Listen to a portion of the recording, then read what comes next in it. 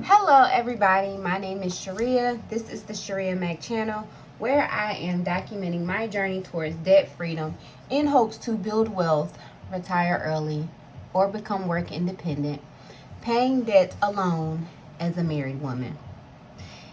If you are new here, thank you so very much for clicking on this video, and if you are a returning viewer or subscriber, thank you so very much for coming back. If you are new and you're a viewer but not yet a subscriber, please consider subscribing and giving this video a thumbs up so that it will help to grow my channel. In today's video, what I will be doing is going over my March Paycheck 1 budget. And as I look, I already see an error. Anyhow, let's get right into it. Right into it. For the income, we have my full-time income, which is $1944.44, my consulting income, which is $900, and then my part-time income, which was $324.15 that I received on the 25th or yesterday. I'm recording this on the 26th. This may be the last time you see the consulting income in this budget. I'm getting ready to move that income under my private practice, and I will do a small business Saturday where I go over my small business budgets and I highlight a small business. Stay tuned for that. It's either coming up this first Saturday in March or the next Saturday in March. So this consulting income, it is 1099 income, and it is going to move under my private practice, my mental health private practice. I am a licensed clinical social worker, and I do licensed clinical social work on my part-time. This is licensed clinical social work employment as a behavioral health manager, and then this is a consulting income for a mental health community agency. As you can see over here, my goal is to attribute all my leftover income to my student loan for the first paycheck in March, and that totals $390. All my fixed expenses are basically the same. $510 for my primary mortgage, $410 for my... This is paid twice a month. This is just paid at the end of the month. This is my it is my rental property, but my daughter stays in it, so it's not acquiring any income at the moment. Anyhow, my cell phone bill was $84.78. I'm not sure why it keeps going up and then going down, but I am going to look into it. But last month it was $91. This month is $84. Life insurance for me and my husband and rider policies for my children is $133.26. I have added Amazon Prime into my budget for a couple of reasons, and I'm not sure if this is going to stay a family expense or a business expense, because I got it because I get a bulk of her skincare products from Amazon Prime. I do have that Amazon Prime with an Amazon business credit card, where I do receive a certain amount of cash back off of certain purchases, and that's why I had added Amazon Prime. So I may move that over to a business expense for her skincare. But my family and I do watch, well, my kids do watch Amazon Prime. My son uses it for something on gaming. Anyhow, I did add Audible back into my account, but the account that I signed up for had so many interesting reads that were free that I have already downloaded. I didn't have to have a credit. So this may be the last month that I pay for Audible, only because I don't know, it's like $30 between the two of these that I'm paying for, and I don't know. Anyhow, there is a gap in these because, again, these are business expenses. Google Workspace is for my private practice.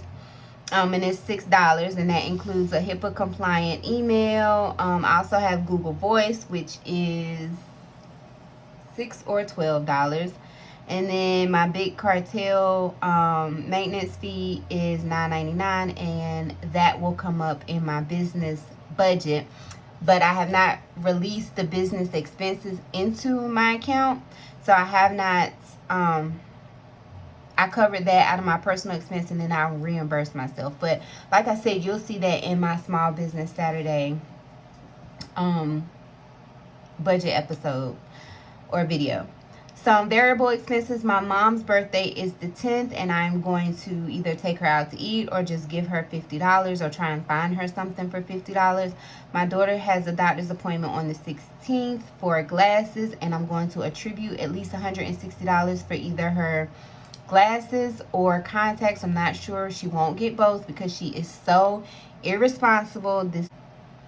And then my car tags were $183.94. I divided that up over 12 months, and so you will see that I included an additional $16 into my car maintenance to cover my car tags for the following year. And then mental wealth, clinical counseling and services, which is my private practice. I am paying somebody to develop my website, and to start that up, it was $49, and for them to continue to maintain it and update my SEO regularly so that I can generate good leads off the internet and from being searched or whatever. That is $49 a month, and that will come out of my mental wellness. You will soon see that reflected in my Small Business Saturday budget. So I'm gonna lift you up here.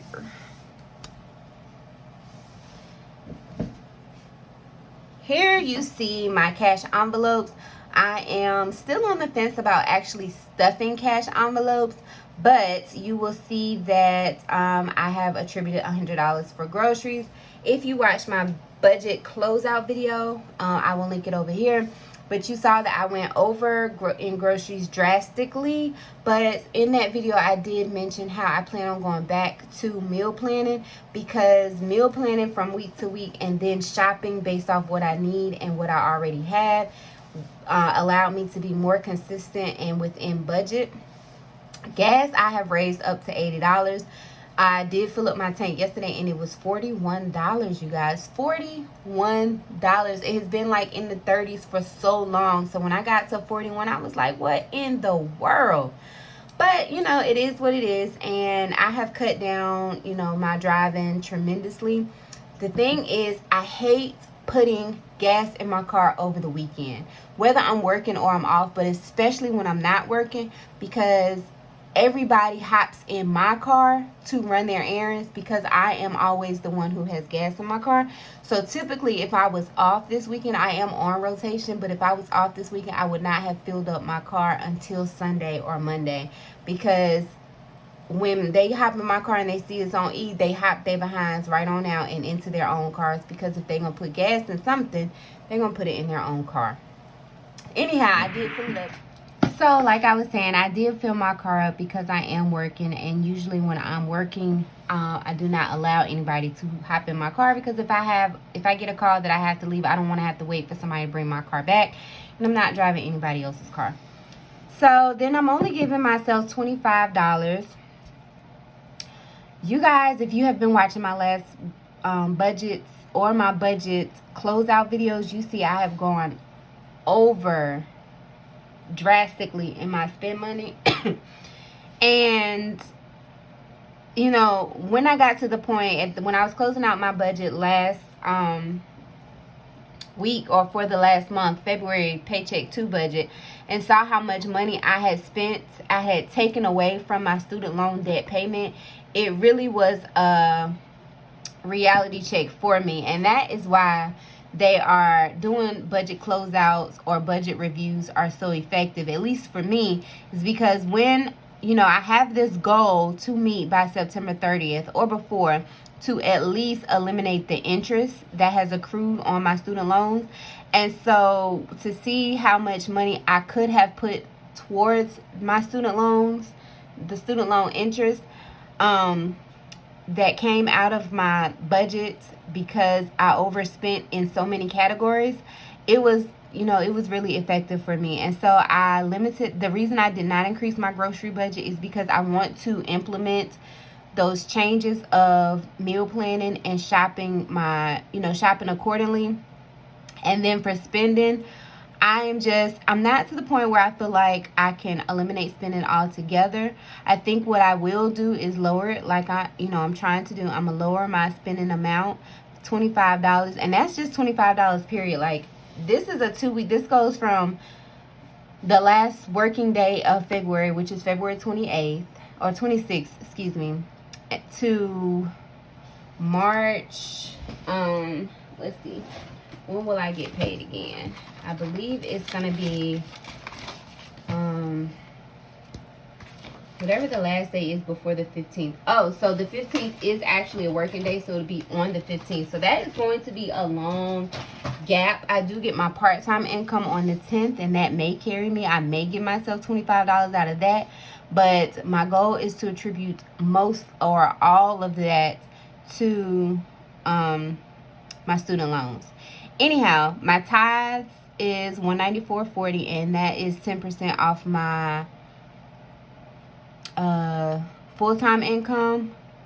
I feel so bad because I don't do 10% of my full income, but I'm gonna get there. The Lord knows I'm gonna get there. And then commissions, my 2 older kids get $30, and then my son gets $10. That brings me to $469.40. Then for sinking funds, you see I have increased my taxes that I pay on my 1099 income, or the $900. I increased that to 15% after doing my taxes this for 2020 and having to pay back. So I increased that to 15%, and I am going to start paying my taxes quarterly. So actually, at the time that it's supposed for me to send my first payment in April, I will actually have more than what I'm supposed to pay. Anyhow, then vacation is going to continue to get $150 until we go on vacation, and then afterwards it's going to drop down to $100. Medical gets $10, and then car maintenance, it went from $100 to $116 because I did include my car tags for the year. So that brings that to $401. So down here,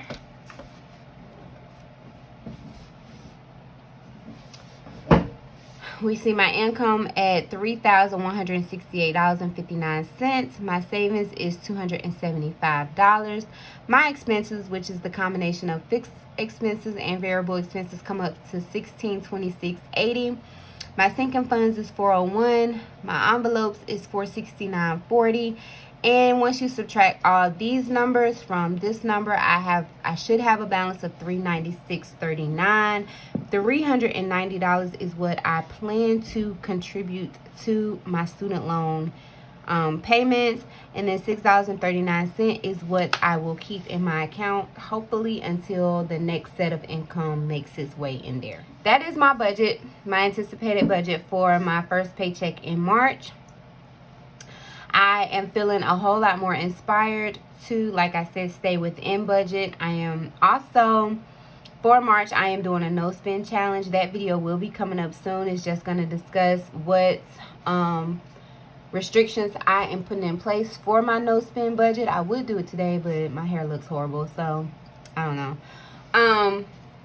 But yeah, that is coming up for March, so that I can make sure I really am diligent about paying on my student loans. And I'm going to continue to try and seek out additional challenges to help curb my spending and attribute to my student loans. I'm thinking April, it'll be clean out my home or eliminate stuff or things or whatever.